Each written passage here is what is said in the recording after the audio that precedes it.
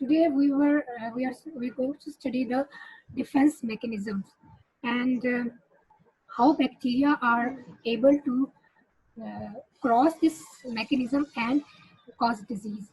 आपने previous lecture में पढ़ा था introduction कि बैक्टीरिया कैसे डिजीज कॉज करते हैं, वो थोड़ी सी आउटलाइन थी, थोड़ी सी समरी थी. अब हम आगे के जितने भी लेक्चर हैं वो सारे डिटेल में लेक्चर्स हैं, वो आप देखेंगे. सो यहाँ पे जो हम डिफेंस मैकेनिज्म की बात करें, ये किसका डिफेंस मैकेनिज्म है? ये होस्ट का है. होस्ट कौन है? Host can be a human, host can be an animal, host can be an insect, any organism in which a pathogen cause disease, जिसमें डिजीज कॉज होती है उसको हम होस्ट कहते हैं. इसलिए आगे जहाँ पे भी आपको होस्ट की टर्म नजर आएगी तो आपने ये जरूर माइंड में रखना है कि ये होस्ट ह्यूमन भी है, और ह्यूमन भी हो सकता है या कोई और ऑर्गेनिज्म भी हो सकता है. मोस्टली हम इसमें ह्यूमन की डिजीजेस पढ़ेंगे.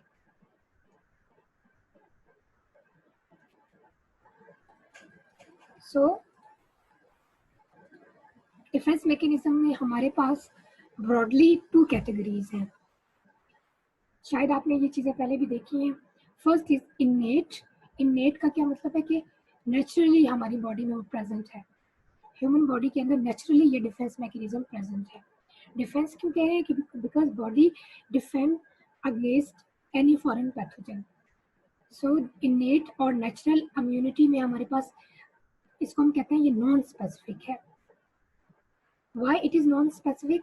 Because this natural immunity of the body does not differentiate between foreign pathogens.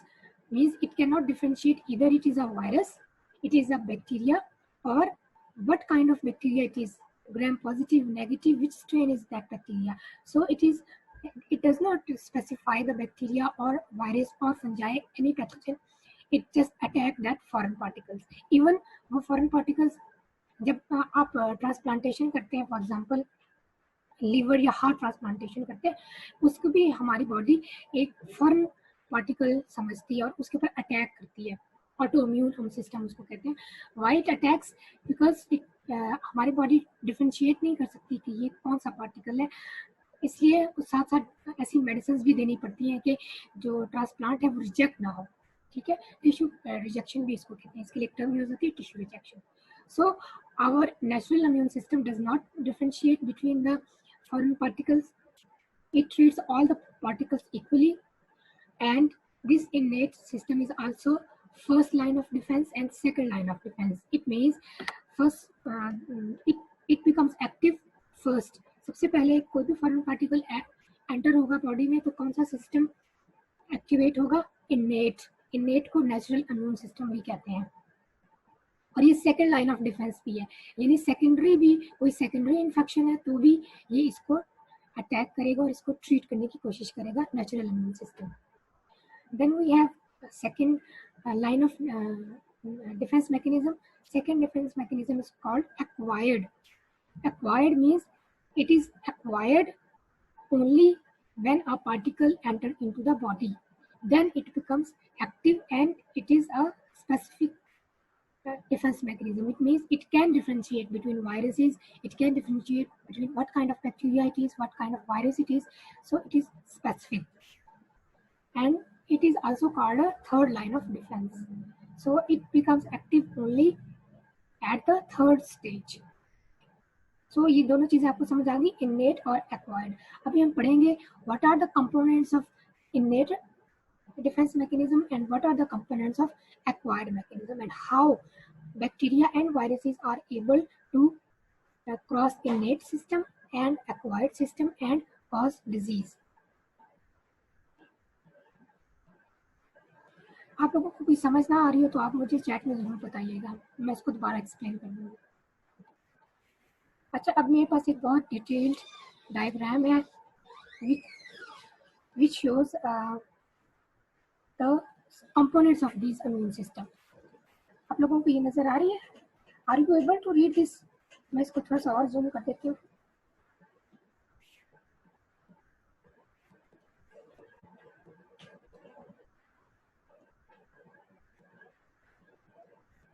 अब ठीक है.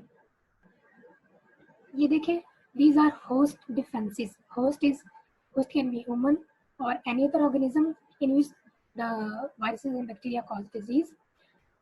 These host defense have two type of mechanisms.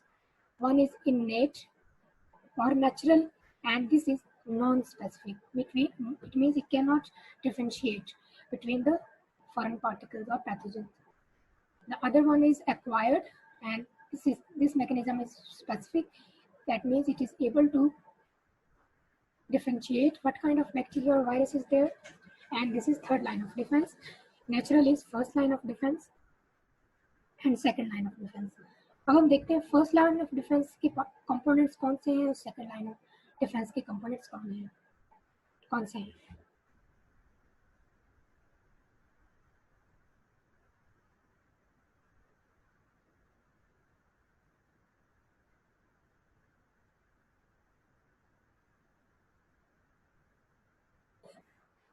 So first line of defense have following components: physical barriers, chemical barriers, genetic barriers.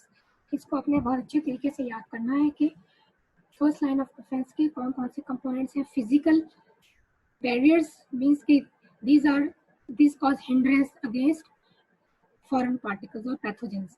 Physical barriers, chemicals, and genetic barriers. So what is the function of first line of defense? The first line of defense is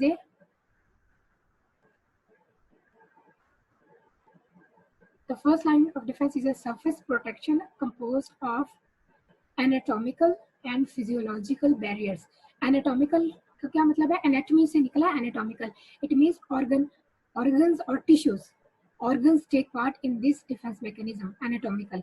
अभी हम देखेंगे वो कौन कौन से organs हैं body के जो कि first line of defense में काम करते हैं. Then physiologically barriers that keep the microbes from penetrating sterile body compartment. So naturally our body is sterile. It means it is 100% free of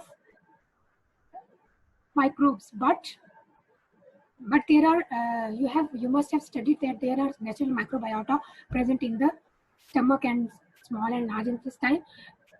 उनका फंक्शन क्या है कि वो एक हमारा डाइजेशन में हेल्प करते हैं, जो नेचुरल माइक्रोबायोटा है, और विटामिन के भी प्रोड्यूस करते हैं. लेकिन उसके अलावा जितने भी ऑर्गन्स है, फॉर एग्जांपल लिवर और हार्ट और kidney, they are free of microbes and that is why they are sterile body compartments. आप कोई भी ऑर्गेनिज्म इसमें, कोई भी माइक्रोब इसमें एंटर होने की कोशिश करेगा तो सबसे पहले कुछ ऑर्गन्स हैं जो कि एक बैरियर के तौर पे काम करेंगे और they will prevent the entry of microbes. So this is the first line of defense. Second line of defense is inflammatory response, interferons, phagocytosis, complement. You need to remember these components.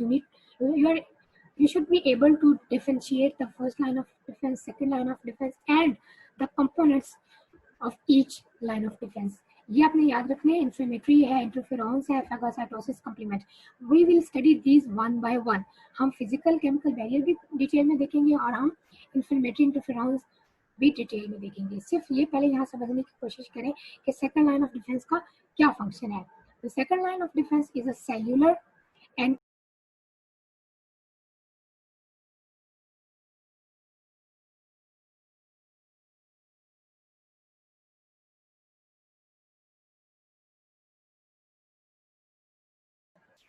we are talking here about cells at cellular level.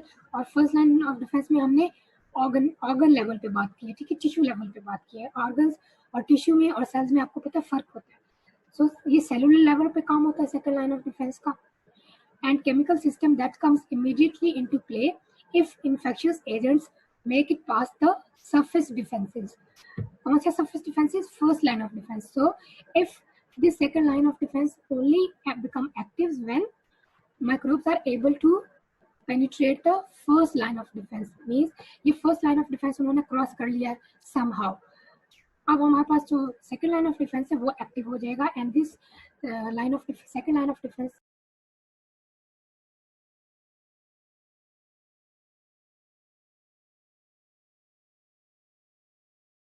first of all the phagocytosis means phagocytic cells, which are white blood cells, they will engulf the foreign particles or foreign matter. And second function is that it cause inflammation. और inflammation का क्या मतलब है, जिससे क्या होता है कि जो जितने भी इन्फेक्शन हैं वो स्टॉप हो जाती है. We will study in detail, infection भी डिटेल में पढ़ेंगे और फैगोसाइटोसिस भी डिटेल में पढ़ेंगे. ओके, ये समझ आ गया आपको. First line of defence, second line of defence, ये दोनों इनेट या नेचुरल इम्यूनिटी का पार्ट है. सेकेंड इज एक्वायर्ड और specific third line of defence. इसके जो it can be naturally acquired, it can be artificially acquired. यानी कि एक तो बॉडी नेचुरली फॉरेन पार्टिकल्स को पहचान सकती है, डिफरेंशिएट कर सकती है, लेकिन हम आर्टिफिशियली भी बॉडी को इंड्यूस कर सकते हैं, so that the body is able to differentiate between virus and bacteria and functions accordingly. Natural और एक्वायर्ड में हमारे पास एक्टिव इन्फेक्शन है, पैसिव और मैटरनल एंटीबॉडीज हैं. ये अभी हम डिटेल में देखेंगे. आर्टिफिशियल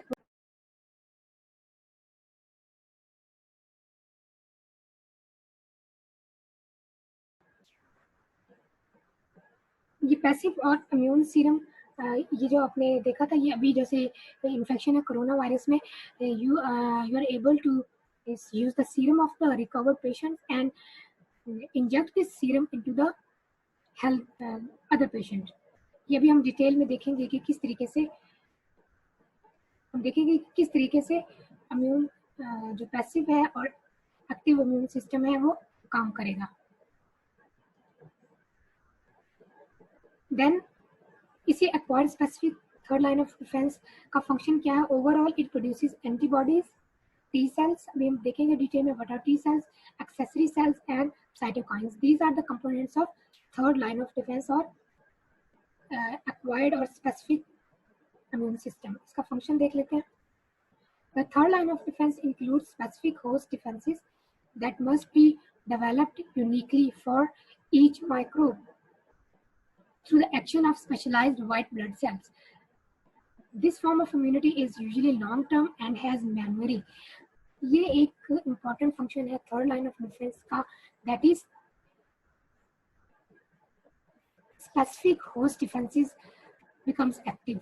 इसका क्या मतलब है कि हर बैक्टीरिया, हर वायरसेस के लिए डिफरेंट एक्टिविटी होती है इसकी, और different type of cells take part in different types of infections, and these are unique for each microbe. That is, it is different for every microbe, and white blood cells take part in this immune response, and also this immunity is very long and it persists and it has memory. It means once a virus attacks the body, immunity develops. This third line of defense memorize this infection and counteract this infection. And in first line of defense consists of barriers. And what are those barriers? Two types of barriers. One is anatomical, other is chemical. क्या था anatomical barriers? Anatomical barriers are those barriers which are composed of different organs of the body, different tissues of the body, not the cells. यहाँ पे हम cellular cells की बात नहीं करें, यहाँ पे हम organs and tissues की बात करें. And next barrier is chemicals. तो हम देखते हैं कि कौन से केमिकल्स और कौन से बैरियर्स हैं होस्ट बॉडी में. एनाटॉमिकल बैरियर्स में हमारे पास कौन से? Number one is skin. And skin, as you know that skin is the largest organ of the body, and skin is a physical barrier और एनाटॉमिकल बैरियर. स्किन कहाँ पे है और कहाँ पे इसका फंक्शन होता है? आउटर मोस्ट लेयर, ये जो आपकी बॉडी की जो आउटर मोस्ट लेयर है, it is composed of skin, hair follicles, skin glands, desquamation. ये भी हम देखेंगे तीनों का क्या फंक्शन है. स्किन के कौन से कंपोनेंट्स हैं और स्किन की कहाँ पे किस फॉर्म में होती है defence mechanism? Outer most layer है, हेयर फॉलिकल्स हैं, स्किन ग्लैंड्स हैं. स्किन ग्लैंड्स कौन से हैं? सेबेशियस ग्लैंड्स, जो कि स्वेट प्रोड्यूस करती है और उसका भी फंक्शन है. Desquamation, again this takes part in the anatomical barriers. फिर है हमारे पास म्यूकस मेम्ब्रेन. म्यूकस मेम्ब्रेन कहाँ प्रेजेंट है? डाइजेस्टिव ट्रैक्ट में है, यूरिनरी ट्रैक्ट में है, रेस्पिरेटरी ट्रैक्ट में और आई में है. यहाँ पे यहाँ म्यूकस मेम्ब्रेन है and again mucus membrane act as a physical barrier. यहाँ पे हम देख लेते हैं डायग्राम में।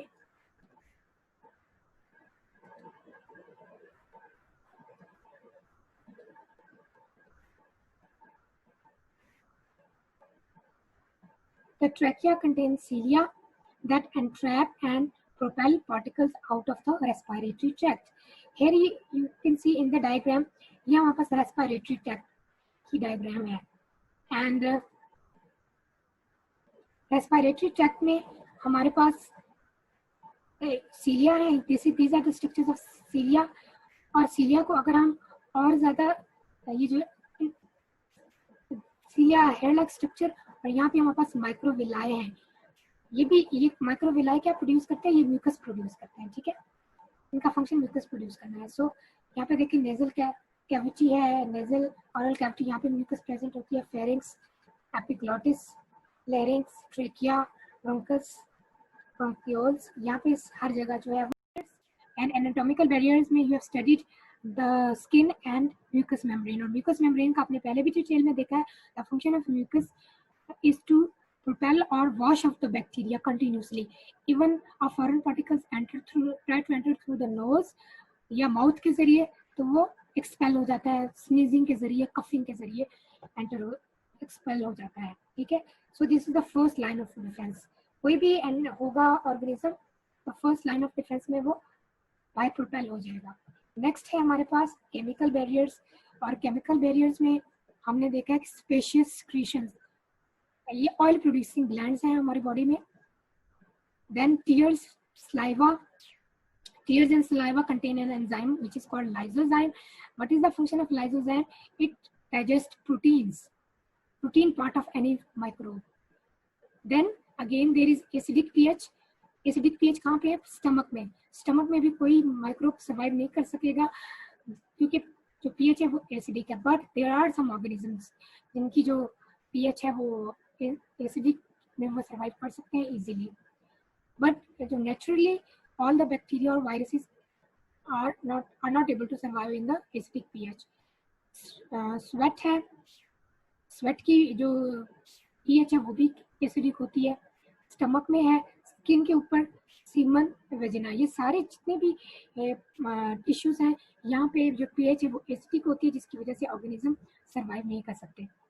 एंड वेजिना में आपने पहले भी पढ़ा था, the pH is mediated by the presence of lactobacillus. Again, these are natural microbiota which are present in the body, and the function of these natural microbiota is to provide some kind of immunity to the body.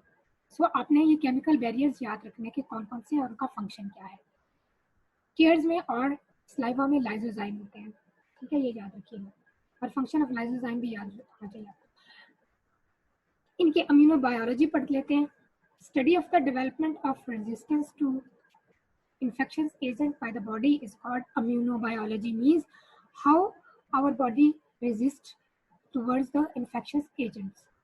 Surveillance of the body, recognition of materials, foreign materials, जो कोई भी foreign particles हो सकता है, destruction of the foreign material or agent. कौन से involve system involved non-specific, second line of defense and third line of immune defense systems. अब आप देखें इम्यूनोलॉजी में हम फर्स्ट लाइन ऑफ डिफेंस में माइक्रोब्स किल नहीं होते, फर्स्ट लाइन ऑफ डिफेंस में microbes are expelled out of the body, और कौन से डिफेंस मैकेनिज्म में माइक्रोब्स किल होते हैं, that is second line of defense and third line of defense. इसको हम इम्यूनोलॉजी भी कहते हैं, और study of the development of resistance to infectious agents by the body is called immunology. Next है हमारे पास white blood cells. White blood cells is again the part of innate immune system. White blood cells recognize self markers on the host cell, do not attack or do not respond to host cell. So white blood cells are involved in attacking infectious agents. Then question arises, why does not white blood cells attack own cells? It is because they have a marker on their surface, उसको हम self marker भी कहेंगे। तो ये self marker है, इसकी वजह से अब वो जो हमारे अपनी बॉडी है उसको सेल्स को अटैक नहीं करता, बिकॉज उसको समझ लेता है कि ये अपनी ही बॉडी का सिस्टम है। White blood cells recognize non self markers on the invading microbes. जितने भी माइक्रोब्स होंगे उनको ये रिकॉग्नाइज कर लेगा white blood cells. Why? Because there are non self markers which are present on the invading microbe. इनको जैसे ही व्हाइट ब्लड सेल्स देखेगा, इसको अटैक कर देगा व्हाइट माइक्रोब्स को, they attack or respond to the microbes. So these are the functions of the white blood cells. First, because they are not able to attack the human body because on the host cells there are self markers present, but they are able to attack the foreign microbes because there are non self markers जिनको ये पहचान लेगा और attack करेगा। White blood cells search, recognize and destroy is the mandate of the immune system. यहाँ पे देखें ये सेल्स आपको दिए हुए हैं डिफरेंट और उनका फंक्शन दिया हुआ है। सबसे पहले आप ये देखें, ये WBCs आपको पर्पल कलर के नजर आ रहे हैं। These are white blood cells. और ये देखें, ये आपके पास सेल्स हैं, ये हमारे पास होस्ट के सेल्स हैं, अपनी बॉडी के सेल्स हैं। इनके ऊपर जो मार्कर्स हैं वो देखें लगे हुए हैं, ये सेल्फ मार्कर्स हैं। इनको देखें, ये WBCs ने रिकॉग्नाइज किया, अटैच किया, तो कोई रिएक्शन शो नहीं किया, कोई यहाँ पे नहीं हुआ रिएक्शन शो नहीं, और ये सेल्स वैसे के वैसे हैं बिकॉज व्हाइट ब्लड सेल्स ने इनको अटैक नहीं किया। सेकंड एग्जांपल में हमारे पास एक फॉरेन पार्टिकल है या एक माइक्रोब है, और माइक्रोब के ऊपर नॉन सेल्फ पार्टिकल्स हैं, नॉन सेल्फ मार्कर्स हैं।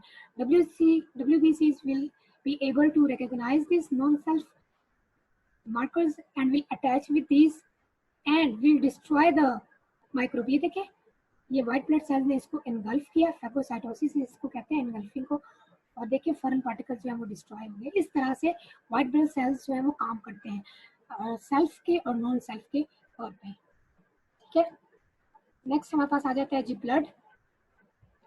Blood is again the part of immune system, और ये इन्नेट इम्यून सिस्टम का पार्ट है ब्लड। ब्लड में कौन कौन से सेल्स हैं? स्टेम सेल्स प्रीकर्सर्स होते हैं, हेमोपोइसिस सेल्स होते हैं, कंपोनेंट्स होते हैं। अभी हम ये देखते हैं इसमें जो 1 by 1 के इन सेल्स का काम क्या है, ब्लड सेल्स का काम क्या है। व्हाइट ब्लड सेल्स आपने पढ़ लिए, बाकी है रेड ब्लड सेल्स, उसके अलावा भी ब्लड के अंदर सेल्स होते हैं। प्रोडक्शन, हेमोपोइसिस सेल्स का क्या फंक्शन है? They produce blood cells. Production of blood starts at the embryonic stage. ये जब एम्ब्रियो डेवलप हो रहा होता है तो उस वक्त, क्योंकि ब्लड भी एक टिश्यू है, there is the production of blood cells starts from the embryonic stage. और कौन से सेल से ब्लड प्रोड्यूस होता है?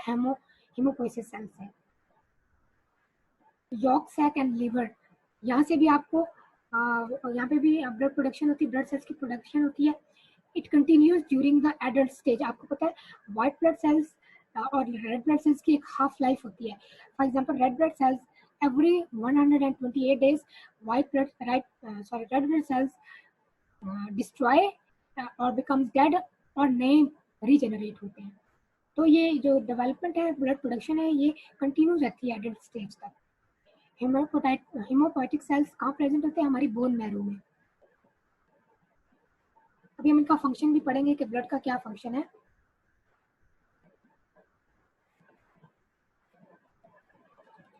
ये देखें, हमारे पास एक डिटेल्ड डायग्राम आ गई है, मैं इसको जूम भी कर देती हूँ थोड़ा सा।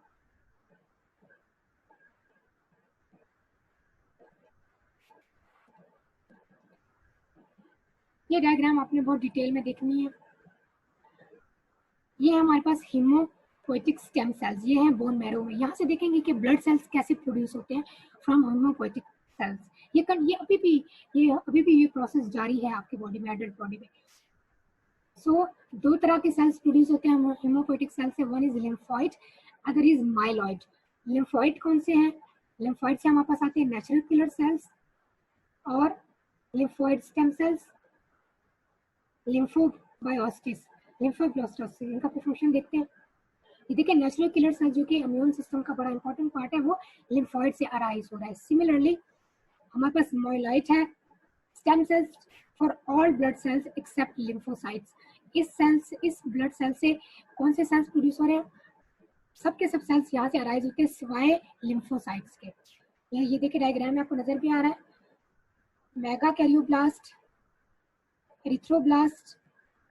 आगे देखिए एरिथ्रोब्लास्ट से क्या हो रहा है, आपके पास रेड ब्लड सेल्स आ रहे हैं and red blood cells carry oxygen. Mega karyoblast से आपके पास क्या चीज आ रही है, प्लेटलेट्स आ रहे हैं। अगेन प्लेटलेट्स का फंक्शन है including blood clotting and inflammation.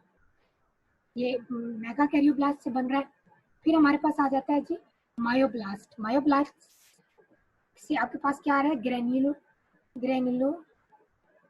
Granulocytes. और ग्रेनुलोसाइट्स से आपके पास कौन कौन सी 3 तरह के सेल्स आ रहे हैं, न्यूट्रोफिल्स, बेसोफिल्स, इओसिनोफिल्स। और मायोब्लास्ट से आपके पास व्हाइट ब्लड सेल्स भी आ रहे हैं। इसको व्हाइट ब्लड सेल्स कहते हैं। ये व्हाइट ब्लड सेल्स की टाइप है कौन सी, न्यूट्रोफिल्स, बेसोफिल्स, इओसिनोफिल्स। ये आपने इनका फंक्शन भी याद रखना है कि इनका फंक्शन क्या है। वैसे मैं फंक्शन बता देती हूँ। Neutrophils essential blood phagocytes active engulfs and kill the bacteria। ये है न्यूट्रोफिल्स का फंक्शन। बेसोफिल्स का फंक्शन है function in inflammatory events and allergies. Basophils जब एलर्जी या कोई भी इन्फ्लेमेशन का इवेंट रहता है तो उसमें बेसोफिल्स का काम होता है। And basophils is the type of white blood cell. Eosinophils active in eosinophils active in worm and fungal infections, allergy and inflammatory reactions। eosinophils का फंक्शन है कि जब कोई भी फंगस या वर्म जो है वो बॉडी को अटैक करता है, then eosin becomes active and attack that fungus or that worm। अच्छा, इसके बाद जो फोर्थ है हमारे पास मोनोब्लास्ट। ये याद रखिएगा, स्टेम सेल से आपके पास 4 टाइप्स के सेल्स प्रोड्यूस हो रहे हैं। Erythroblast which converts into red blood cells, megakaryoblast which converts into the platelets, myoblaст आपके पास आ जाता है न्यूट्रोफिल्स, बेसोफिल्स, इओसिनोफिल्स। और फिर आपके पास फोर्थ टाइप है मोनोब्लास्ट की। मोनोब्लास्ट क्या है हमारे पास, ये देखें, मोनोसाइट्स हैं। मोनोसाइट्स का क्या फंक्शन है, blood phagocytes that rapidly leave the circulation mature into macrophages. Monocytes क्या होते हैं, ये इमैच्योर मैक्रोफेजेस हैं। जैसे ही कोई इन्फेक्शन होती है बॉडी में, ये कन्वर्ट हो जाते हैं या मैच्योर हो जाते हैं कौन सी स्टेज में, मैक्रोफेजेस में। और मैक्रोफेजेस का आपको फंक्शन पता है, मैक्रोफेजेस का फंक्शन किस चीज में है, largest phagocytes that ingest and kill foreign cells, strategic participants in certain specific immune reactions. और इससे हमारे पास डेंड्रिटिक सेल्स भी आते हैं। डेंड्रिटिक सेल्स का क्या फंक्शन है, मोनोसाइट से हमारे पास डेंड्रिटिक सेल्स आते हैं, रिलेटिव्स ऑफ मैक्रोफेजेस। ठीक है, ये इन्हीं की टाइप है that reside throughout the tissues and organs responsible for processing foreign matter presenting it to the lymphocytes. इनका भी फंक्शन ये है कि ये कोई भी फॉरेन पार्टिकल्स होगा कि उसको अटैक करेंगे और उसको डिस्ट्रॉय करेंगे। फिर मोनोब्लास्ट के वापस 2 टाइप हैं, टी और B. Lymphocytes primary cells involved in specific immune reactions to foreign matters. T cells का फंक्शन क्या है, perform a number of specific cellular immune responses such as assisting B cells and killing foreign cells. B cells का क्या function है, cells differentiate into plasma cells and form antibodies humoral immunity. ये जो T cells and B cells हैं, these are the components of acquired immune system. वहाँ हम detail में पढ़ेंगे। इस डायग्राम को आपको दिखाने का मकसद ये है कि आप देखें कि ब्लड के कौन से कंपोनेंट्स हैं और उनका इंडिविजुअली फंक्शन क्या है। आपने देखना है कि लिम्फोसाइट्स कहाँ से अराइज होते हैं, white blood sales, red blood cells कहाँ से अराइज होते हैं, ये आपने याद रखना है इस डायग्राम को। नेक्स्ट है हमारे पास the macroscopic composition of whole blood. जब भी ब्लड को आप स्पिन करते हैं या सेंट्रीफ्यूज करते हैं तो आपके पास 2 लेयर्स आती हैं। One is the red blood cells, नीचे आपके पास आ जाते हैं, प्लाज्मा आपके पास ऊपर आ जाता है। ये अनक्लॉटेड होल ब्लड। जब हम इसको, अभी ये क्लॉटेड नहीं है, अभी ये फ्रेश ब्लड है, तो ये 2 कंपोनेंट्स में डिवाइड होगा। लेकिन अगर हम इसमें कोई क्लॉटिंग एजेंट डाल देंगे और ये क्लॉट हो जाएगा तो हमारे पास दो चीज़ें बन रही हैं, नीचे हमारे पास क्लॉट है और ऊपर है सीरम। ये सीरम है, इसमें बड़े इंपॉर्टेंट कंपोनेंट्स हैं। इसमें जितने भी एंटीबॉडीज हैं, जितने भी B cells, T cells, white blood cells हैं, वो सारे के सारे सीरम में प्रेजेंट है। That is why in current infection, in corona infection, serum is very important. Serum from a recovered patient is injected into the diseased person और फिर उसको वो भी रिकवर हो जाता है। अब हम देखेंगे सीरम में क्या क्या कंपोजिशन, सीरम में क्या चीज़ें हैं। सीरम में हमारे पास व्हाइट ब्लड सेल्स हैं। अभी आपने पीछे देखे हैं white blood sales. White blood sales कैसे बनते हैं ये आपने देख लिया पीछे। व्हाइट ब्लड सेल्स को हम ल्यूकोसाइट्स भी कहते हैं। ल्यूकोसाइट्स की दो टाइप्स हैं, ग्रेनुलोसाइट्स एंड एग्रेनुलोसाइट्स। ग्रेनुलो मीन्स ये ग्रेन्यूल से निकला, यानी कि छोटे छोटे पार्टिकल्स या प्रेसिपिटेशन हो जाती है। ग्रेनुलोसाइट्स लार्ज साइटोप्लाज्मिक ग्रेन्यूल्स, और तीन टाइप्स हैं इसकी, न्यूट्रोफिल्स, बेसोफिल्स, इओसिनोफिल्स, ये आपने पढ़ लिया था। एग्रेनुलोसाइट्स ये कोई भी प्रेसिपिटेशन नहीं बनाते, इसको हम कहते हैं T cells, B cells, monocytes. Neutrophils का फंक्शन पहले भी देखा आपने, present in high number in blood and tissue, phagocytosis bacteria, granules contain digestive enzymes. क्या, क्योंकि हम ग्रेनुलोसाइट्स कहते हैं, इसमें छोटे छोटे ग्रेन्यूल्स होते हैं। उन ग्रेन्यूल्स में क्या चीज़ होती है, एंजाइम्स होते हैं जो कि किसी भी फॉरेन बैक्टीरिया या वायरस को डिस्ट्रॉय कर देते हैं या फैगोसाइटाइज कर देते हैं। First to arrive during an immune response, सबसे पहले जहाँ पे भी इन्फेक्शन होगी कौन से सेल्स आएंगे, न्यूट्रोफिल्स आएंगे। फिर आपके पास इओसिनोफिल्स है, contain granules with hydrolytic enzyme. Hydrolytic enzymes क्या होंगे, those enzymes which use water to perform its function, attach and destroy large eukaryotic pathogens। ठीक है, इओसिनोफिल्स का फंक्शन क्या है कि ये बैक्टीरिया या वायरस के लिए स्पेसिफिक नहीं है, ये सिर्फ वर्म्स के लिए या कोई भी लार्ज पार्टिकल्स हैं उनको डिस्ट्रॉय करते हैं। Associated with inflammation and allergies, eosinophils का काम क्या है कि एलर्जी, जैसे किसी को पोलन एलर्जी या कोई डस्ट एलर्जी होती है, उसमें इओसिनोफिल्स का एक्टिवेट हो जाते हैं, या फिर इन्फ्लेमेशन होती है कहीं पे भी बॉडी में, इओसिनोफिल्स वहाँ पे अपना काम करते हैं। बेसोफिल्स हैं, present in low number in the body, सबसे ज्यादा क्या है, न्यूट्रोफिल्स प्रेजेंट है, फिर इओसिनोफिल्स, और सबसे कम कौन से, basophils. Present in lower number in the body, function is similar to eosinophils, involved in allergic reactions due to cytoplasmic granules. Localized basophils are called mast cells. Mast cells जहाँ जहाँ पे भी प्रेजेंट होंगे, जैसे कहीं पे लोकलाइज्ड हैं, tissue में है, ऑर्गन्स में है, ब्लड में है, किडनी में है, लिवर में है, जहाँ पे ये लोकलाइज्ड होंगे वहाँ पे इनको मास्ट सेल्स कहेंगे। अच्छा क्लास, अब हमारे पास जो